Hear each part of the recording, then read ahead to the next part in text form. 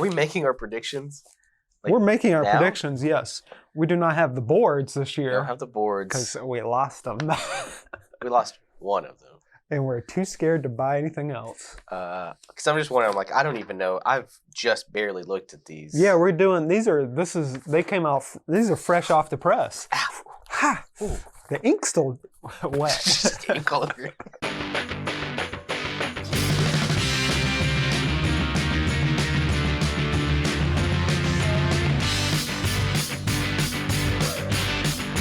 You know what AI couldn't do? Print? Actually, it probably could. It couldn't hold AI couldn't hold a piece of paper and read off of it. Not yet. Not yet. But yeah, so this episode, we're doing, not only we're previewing what just got nominated. Reacting to We're reacting to it and choosing our favorites. Okay. So I do believe, you know what's nice? Yes. Zach's not here, so his scores automatically get zeroed out. I know. He was always the winner, so. No, I was a winner sometimes. But you guys tied like 1 or 2 years. He had pulled ahead in the contest over the years. But you know what? Not anymore, Zach. Not anymore, because he sucks. Don't work here, so you're zeros. We don't care about you. We're sick. Just kidding. We love Zach's you. probably messaging us on Facebook. Right now, his actual reactions. And then Emilia Perez, I don't know if you guys listen or see what's happening online, but there's, a bit of a blowback. But it seems like that seems to be the new way for like Oscar bait movies is you get the initial critics like, oh, we love this. Others could just be following the wave. And then as we get closer to award season, people are like, actually, this movie kind of sucks. And then you get the blowback. But I think what's so interesting is that this one was kind of like from the jump for a lot of critics were like, I don't like this. This isn't like an Oppenheimer that rules, and then people were like, is Oppenheimer that good? And there's no secret anymore that studios campaign for certain people or actors go for certain things. And then because, I would argue Kieran Culkin could be best support. He doesn't have to be best supporting actor. He could be best actor. Yeah. Because they share about the same amount there's of a lot of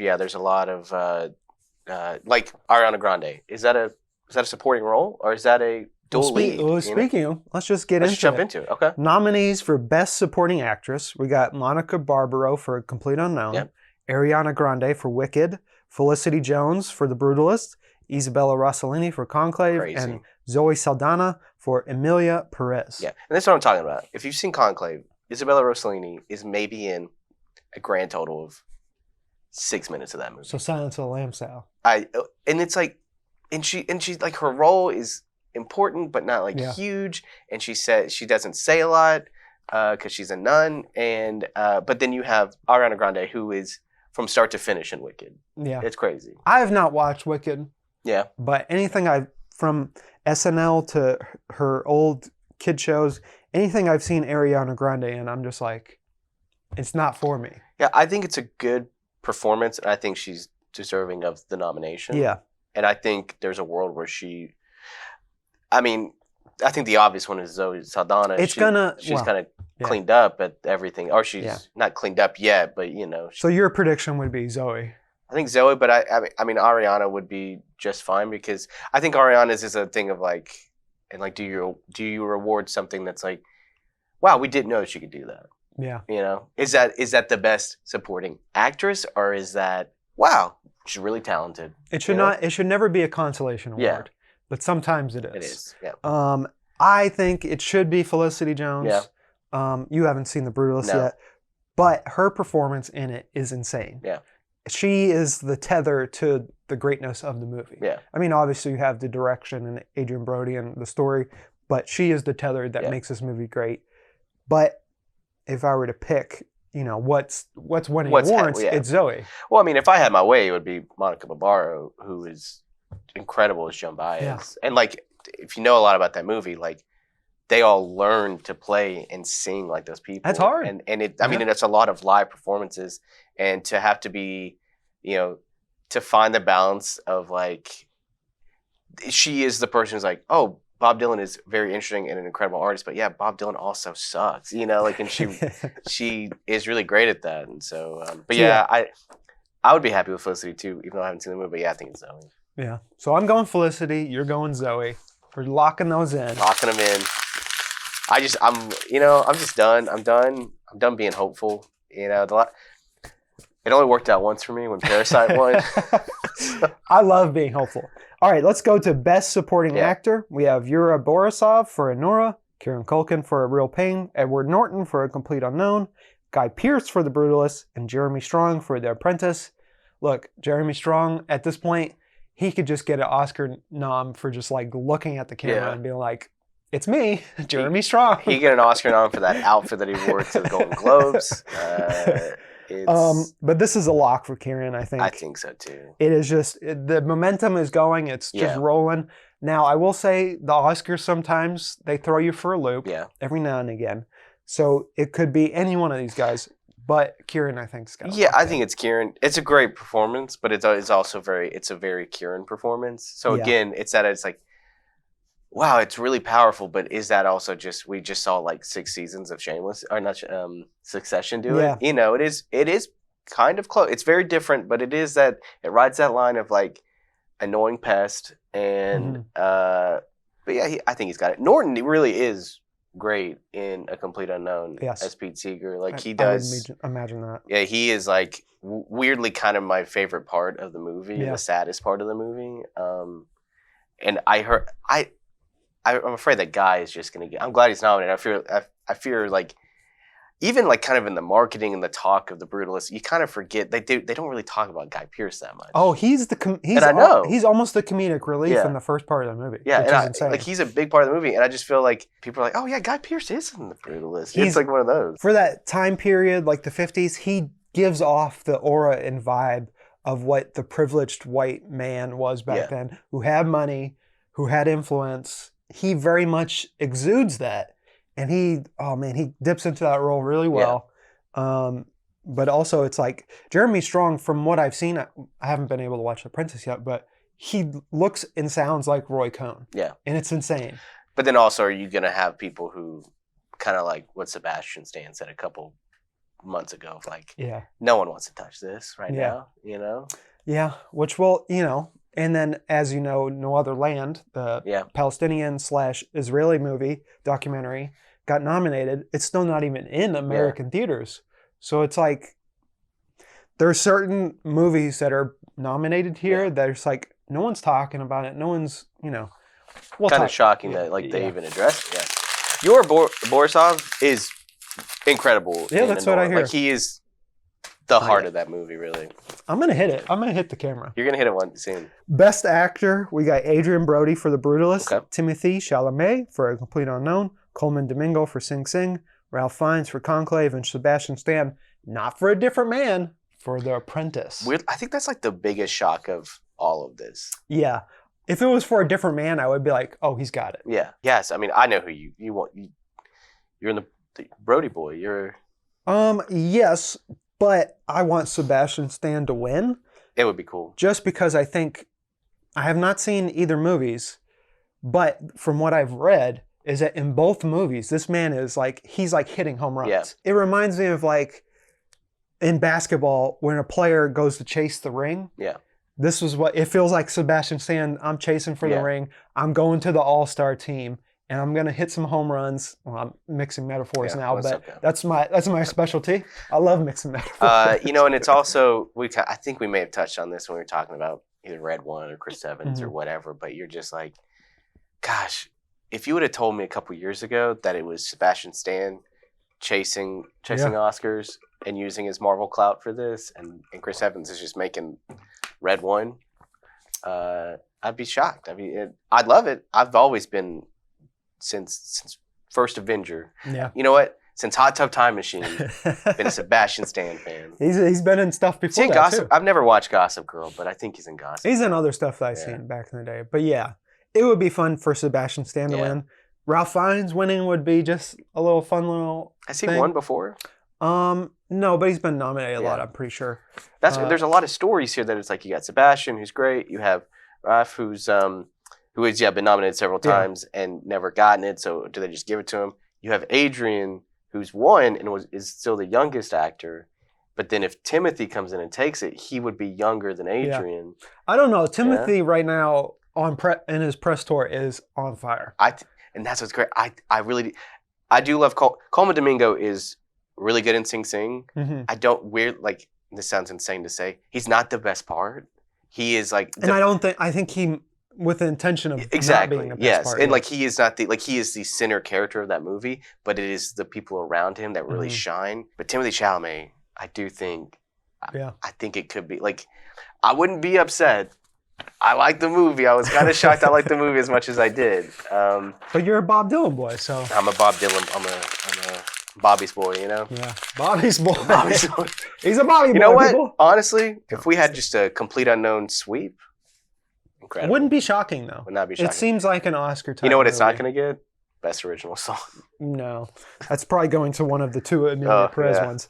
All right, then Best Actress, we have Cynthia Erivo for Wicked, Carla Sofia Gascon for Emilia Perez, Maggie Madison for Nora, Demi Moore for The Substance, Fernando Torres for I'm Still Here. Mm-hmm. I'm all in on Demi Moore. I'm on the Demi Moore train. I am too. So, Cynthia, obviously, from what I've heard from people in the newsroom, it does an amazing performance in Wicked. And then Mikey Madison too. Yeah. The other ones I'm not too sure about. Yeah. Just because I know Emilia Perez, as we alluded to, has not controversy, but it has like. But also history making. Yeah. I think also Wicked. I don't know if Wicked's going to win a lot because we're just going to be back here next year. Yeah. When the second movie comes out. But I don't know. Maybe people hate the second one. I don't know. Like, but are we? Why give it? I mean, but also we thought that same thing about Dune 2. Yeah. And look at us now. It could get the Lord of the Rings treatment if the second part is as good as the first. Yeah. But I do think I'm hoping it's Demi's year. It's got to be Demi's year. Awesome. Kind of crazy that we were all. I mean, Mikey Madison's fantastic in Anora. Yeah. But I just don't think anyone saw the hype of The Substance coming. If you're going what the vibes are, it's either Cynthia or Demi. Yeah. And I don't think it's going to be anybody else. I think too, like The Substance really has just become like this huge thing online as well. Yeah. And like, you know what they're not. I mean, they'll re-release all of these in theaters again. But you know what? Like it's getting like a legit re-release, like The Substance. That's real. Can I hit the camera this time? Let's see. I think. Too far. It landed on your desk, though. Let's go to Best Director. We have Sean Baker for Anora, Brady Corbett for The Brutalist, James Mangold for The Complete Unknown, Jacques Audiard for Emilia Perez, and Coralie Fargeet. Oh, well, she's French, so I shouldn't. I said the first French name perfect, and then the second one I was like, whatever. This one's tough, honestly. James Mangold is probably out. Yeah, but what if he wins it? That means he's winning it if he's out. It would be so corny. Has he won an Oscar? Did he win for Walk the Line? I don't think he did, but no. But I don't want him to win. I don't want him to win either. It would be like a layup win, you know, and so I just don't. Or it's like your career's been good. So has it? I mean, like it's been. I mean, like for dads, it's been great. I just feel like the Anora, like everyone was hyped on Anora again, an incredible movie. Yeah, and it's just kind of weird that like. I'm like, I don't think Sean Baker's going to get it. If anything, like maybe Brady gets it. It's down to Brady and Coralie, I think. We'll see. Yeah.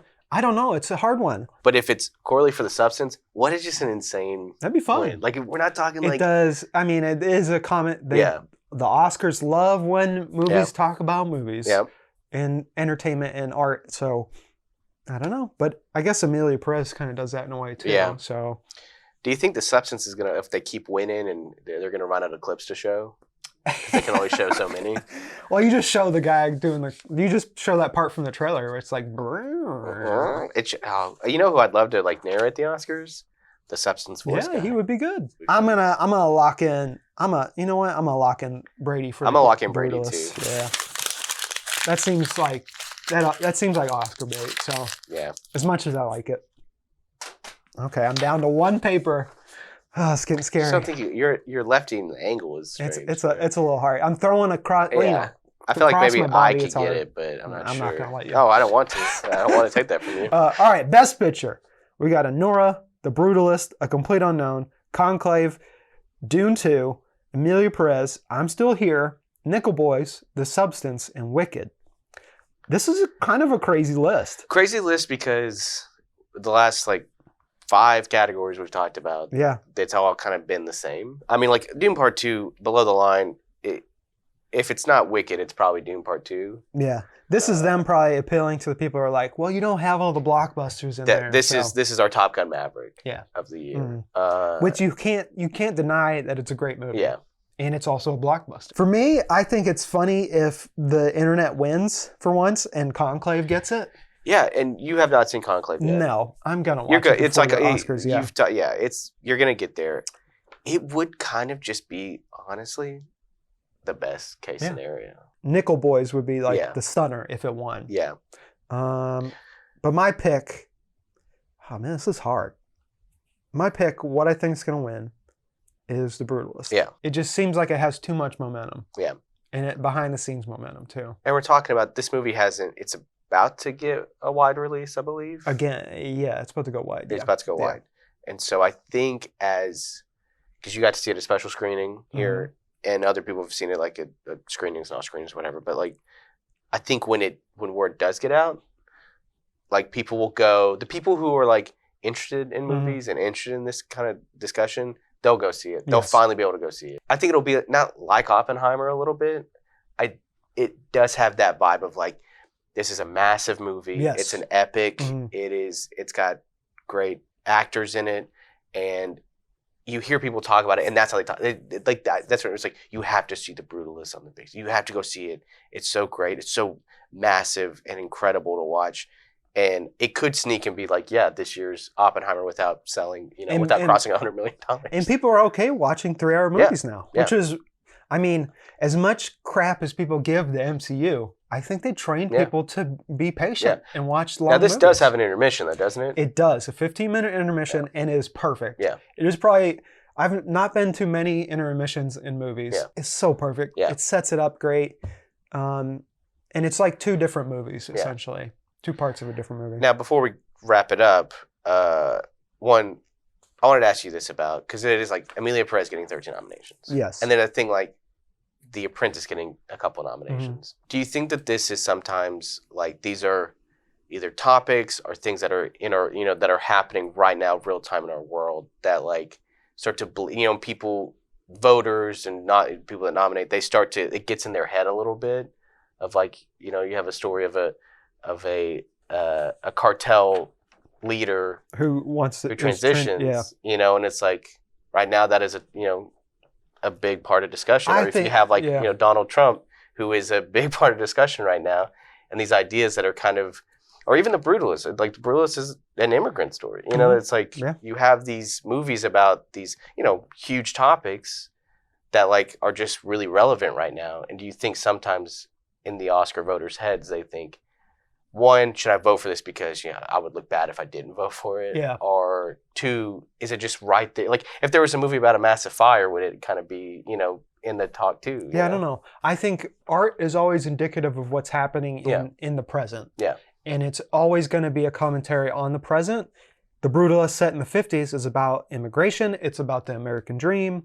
Honor is about sex work, which has always been an issue in America. It's like, what's the legality there, and how should we feel about it? Emilia Perez is about transitioning. Nickel Boys is about life as an African-American kid.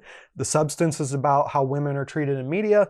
Wicked is even about the same thing, is about how women are just treated in general. I mean, Dune is like about a leader who, who believes himself to be a messiah. Yeah. So it's like, and Conclave is about religious politics and how they should behave. So it's like, they're all indicative of things that are happening right now. And 5, 10, 15, 20 years from now, you can always look back at the Oscars and sort of perceive like what the voters were thinking. So I think present times dictate what gets nominated, but also sometimes there's behind the scenes play in that, people are politicking. Yeah. It's just insane that some movies don't make it. Yeah. Because you think of like, there are restrictions. It has to be in theaters. It's got to do stuff. But there's some movies that are always going to be snubbed. I mean, Sing Sing not being in Best Picture is kind of wild. Crazy. Without the amount of press it got. I think it's just good to know that the Oscars are never the end all be all of what is the best movie. Yeah. It's always what the people think. Yeah. Just because some movie wins the award for Best Picture, sometimes it aligns and people are like, yes, those movies win. I remember Silence of the Lambs getting, as a kid, I just remember everyone talking about it and finally watch it, like, oh yeah, lives up to the hype. Yeah. And then obviously Gone with the Wind and other movies live up to the hype. But then there are some like Crash, which I saw in theaters. Or Forrest Gump. Or Forrest Gump. No, I mean, people, haters. I know.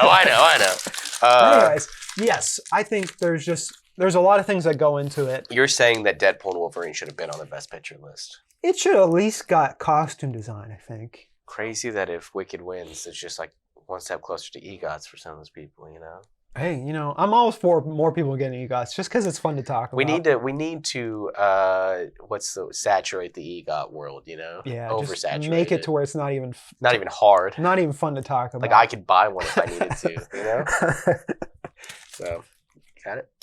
Yeah, that was so bad. That was the worst one. That was I don't even. Let me try again. Okay, you try again. Grab me one and then I'll do it too. I threw it to you. All right, you go first. Oh, that was close. Yes, you talk trash, but you can't. Let's see. Got it. And it's not going to pick up on camera, but... It didn't, but I hit it. You but did. Anyways, send us your nominations, your predictions for the nominations. Hey, you know what? Should we do an award show? Should we do an award show? Maybe the week of the Oscars we do the Getting Real. Like the Reelies or something? The Reelies. The G-Rees. The Gers. The Gers.